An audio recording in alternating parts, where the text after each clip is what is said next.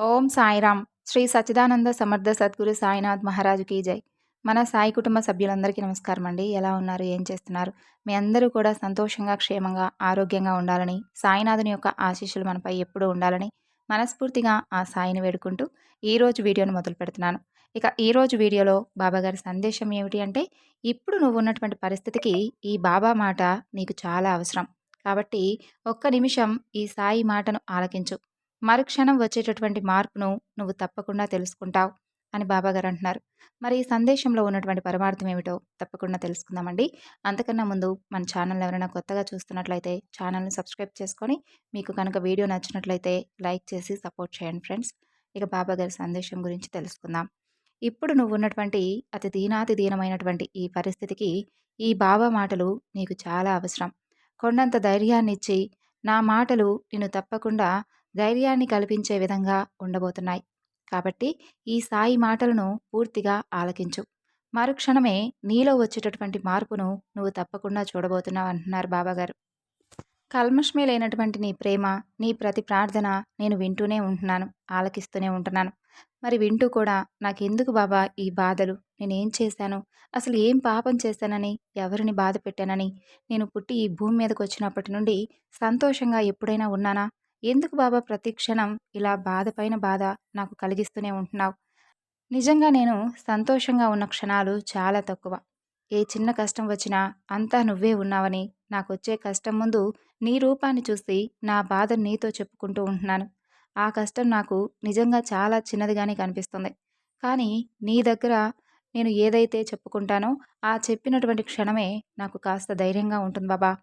ఆ కాసేపట్లోనే నీతో ఎంతో సంతోషంగా ఉంటున్నాను. ఆ ధైర్యంతోనే ఏదైనా సాధించగలను అనే ధీమా కూడా నాకు ఏర్పడుతుంది. కానీ ఎందుకో తెలియడం లేదు తండ్రి. మరుక్షణంలోనే నాతో ఉన్నటువంటి కష్టాలన్నీ నన్ను చూసి ఎగతాళి చేస్తున్నట్లుగా అనిపిస్తుంది. వాటి నుండి తప్పించుకోలేకపోతున్నాను బాబా.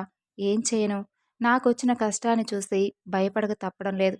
నిన్ను చూస్తూ నీతో ఉన్నంతసేపు నన్ను ఆ కష్టాలు కానీ, ఎలాంటి సమస్యలు కానీ ఏమీ చేయలేవేమో అనిపిస్తుంది.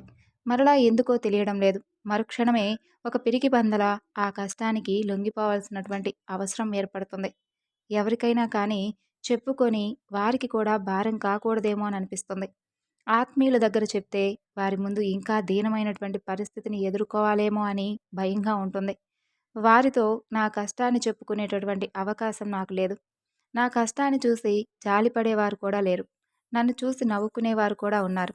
అలాంటి వారి ముందు నేను ఇలాంటి మాటలు చెప్పడం వలన చిన్నచూపుగా మారి వారికి అవకాశాన్ని నేనే స్వయంగా కల్పించిన దాన్ని అవుతానేమోనని ఎవరికీ ఏదీ చెప్పుకోవడం లేదు. అలాగే ఎన్నో నిద్రలేనటువంటి రాత్రులు గడుపుతున్నాను. నీకు కూడా తెలుసు కదా! అలాగే కనీసం కడుపు నిండా ఆహారమైనా తినలేకపోతున్నాను. ఏ జన్మలో ఎవరికైనా తెలిసి కానీ, తెలియక కానీ ఏదైనా సరే వారి ముందు నేనేదైనా తప్పు చేసుంటే అది నాకు తెలియదు కదా బాబా! కాబట్టి నువ్వే ఎలాగైనా సరే ఆ తప్పును సరిదిద్దు. సర్వం నువ్వే అని నమ్మినటువంటి నాకు నువ్వే ఆసరాగా ఉండు. రాను రాను నాకెదురయ్యే పరిస్థితుల ప్రభావం వలన నిన్ను కూడా ఎక్కడ దూరం చేసుకుంటానేమోనని చాలా బాధగా ఉంది బాబా. నాకు ఎలాంటి కోరిక లేదు. అలాగే కోరిక పట్ల ఎలాంటి వ్యామోహాలు లేవు. ఎక్కువ సంపాదించాలని, ఏదో మేడలు కట్టాలని అలాంటి ఆలోచనలు కూడా నాకు లేవు బాబా. నా మనసులో ఉన్న మాట కేవలం ఒక్కటే మాట. నా వలన ఎవరి మనసు బాధపడకూడదు. నేనెవరికీ భారం కాకూడదు.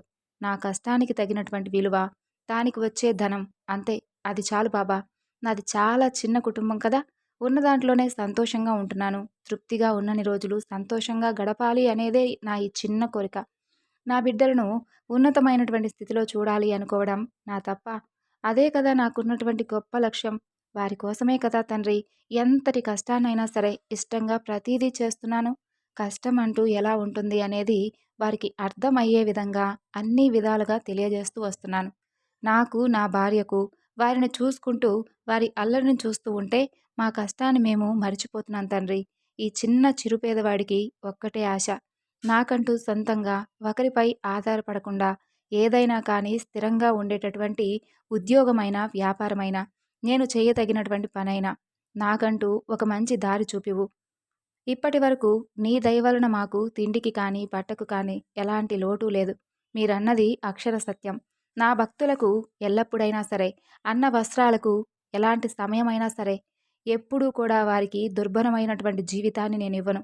వారికి ఎటువంటి లోటు రానివ్వకుండా చూసుకునేటటువంటి బాధ్యత నాదే అని మీరు చెప్పినట్లుగా, మాలాంటి మధ్య తరగతి కుటుంబాలను నువ్వే నీ అనుగ్రహంతోనే మేము సంతోషంగా కొన్ని రోజులైనా ఇలా ఉంటున్నామంటే అందుకు కారణం నువ్వే బాబా. పిల్లలు పెద్దవాళ్ళైపోతున్నారు. వారికి తిండి సరిగ్గా లేకపోయినా మంచి విద్యను వారికి అందివ్వాలి కదా! అదే నేననుకుంటున్నాను. ఈ పేద తండ్రి వారికి ఆస్తులు ఇవ్వలేకపోయినా వారికి మంచి ఉన్నతమైనటువంటి క్రమశిక్షణ, విద్యను బహుమానంగా ఇవ్వాలి అని కలలు కంటున్నాను. అందుకోసం నేను నిరంతరం కష్టపడుతూనే ఉంటున్నాను. కానీ మాకు నిత్యావసరాలకు మాత్రమే నేను కష్టపడింది సరిపోతుంది. నా శరీరంలో ఓపిక ఉంది బాబా. అలాగే సంపాదించే తెలివితేటలు కూడా ఉన్నాయి. కానీ అవన్నీ నేననుకుంటే సరిపోతుందా? అనుకుని ఏం ప్రయోజనం?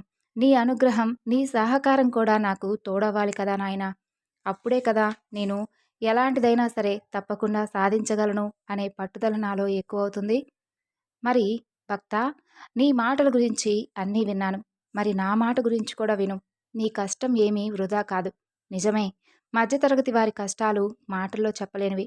నువ్వు, నీ భార్య ఎన్ని రోజులు నిద్రలేని రాత్రులు గడుపుతున్నారో, నీ బిడ్డల భవిష్యత్తు కోసం మీరెంత కష్టపడుతున్నారో నేనంతా గమనిస్తూనే ఉంటున్నాను.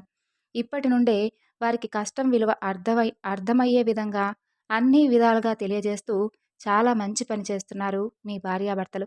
అలాగే సమాజంలో వచ్చేటటువంటి కొన్ని సమస్యలకు ఏ విధంగా ఎదుర్కోవాలో కూడా వారికి ముందే ఒక్కొక్కటిగా అన్నీ వివరించి చెప్పండి. నువ్వు ఎంత కష్టపడుతున్నావో నాకు బాగా తెలుసు. నువ్వు రైతువి. నువ్వు రారాజువి. నువ్వు లేనిదే ఎవ్వరూ లేరు. నీ వలన ఎందరో సంతోషంగా 3 పూటలా సంతోషంగా తినగలుగుతున్నారు. మీ భార్యాభర్తలు ఇద్దరూ ఎంత కష్టపడుతున్నారో నాకు బాగా తెలుసు. ఈసారి నీకు అత్యధికమైనటువంటి లాభం పొందే అవకాశం చాలా ఎక్కువగా ఉంటుంది. నీ కష్టం ఎప్పుడూ ఊరికే పోదు. బాధపడవద్దు. జీవితంలో ఎన్నో బాధలను ఎదుర్కొన్నావు. అలాగే చదువుకున్నా కూడా ఎలాంటి ఉద్యోగము రావడం లేదని రైతుగా మారావు. అయినప్పటికీ అదేమీ పెద్ద తప్పేమీ కాదు. జీవితంలో ఏ విధంగా కష్టనష్టాలు వస్తాయో వ్యవసాయంలో కూడా అలాగే లాభ నష్టాలొస్తాయి. ఏ వృత్తిలో అయినా సరే లాభం, నష్టం అనేవి చాలా సహజం. అలాంటప్పుడు నువ్వన్నీ సమానంగానే భావించు. నీ బిడ్డల భవిష్యత్తు గురించి బాధపడనవసరం లేదు. వారిని ఉన్నతమైనటువంటి స్థితిలో ఉంచే బాధ్యత నాది. ఇక వారి కోసం నువ్విచ్చే ఆస్తి విద్య అని అన్నావు చూడు, నిజంగా నిన్ను అభినందనించాలి. అదే వారికి నిజమైనటువంటి పెద్ద ఆస్తి. వారి గురించి ఇంకా ఆలోచించనవసరం లేదు. వారెప్పుడూ నా సంరక్షణలోనే భద్రంగా ఉంటారు. వారికి కావలసినవన్నీ నేను ముందే ఏర్పాటు చేసి ఉంచాను. ఇక నుండి నువ్వు మనసులో ఎక్కువగా ఆలోచిస్తూ ఉండవద్దు. ముందు నువ్వు ఆరోగ్యంగా ఉంటేనే కదా వారు కూడా నిర్భయంగా ఉండగలుగుతారు. ఇప్పటి పిల్లలు కూడా తల్లిదండ్రుల ప్రతి కష్టాన్ని గుర్తించి మీ విలాసవంతమైనటువంటి కొన్ని అనవసరపు పనులకు దూరంగా ఉంటూ వారి కష్టాన్ని కాస్త గుర్తించి వారెవరి కోసం అంత కష్టపడుతున్నారో తప్పకుండా మీరు తెలుసుకొని జీవితంలో మీకేదైతే ముఖ్యమో మీరు తెలుసుకోవాలి. వారికి ముందు ముందు రోజుల్లో ఎలాంటి కష్టము రాకుండా చూసుకునేటటువంటి బాధ్యత మీదై ఉండాలి. సంతోషంగా ఉండండి. సో, విన్నారు కదండీ ఈరోజుటి బాబాగారి సందేశం. ఈ సందేశం మీ అందరికీ కూడా నచ్చింది అనుకుంటున్నాను. అలాగే ఒక మంచి అర్థంతో వచ్చినటువంటి ఈ సందేశం ప్రతి ఒక్కరికి కూడా ఒక గొప్ప మెసేజ్‌లా ఉండాలని మరొకసారి ఆ బాబాను వేడుకుంటున్నాను. ఇక ఈ సందేశం మీ అందరికీ కూడా నచ్చితే తప్పకుండా మరికొంతమందికి షేర్ చేయండి. మరొక చక్కని బాబాగారి సందేశంతో మరలా కలుసుకుందాం. అంతవరకు నమస్కారం. ఓం సాయిరాం. సర్వే జనా సుఖినో భవంతు.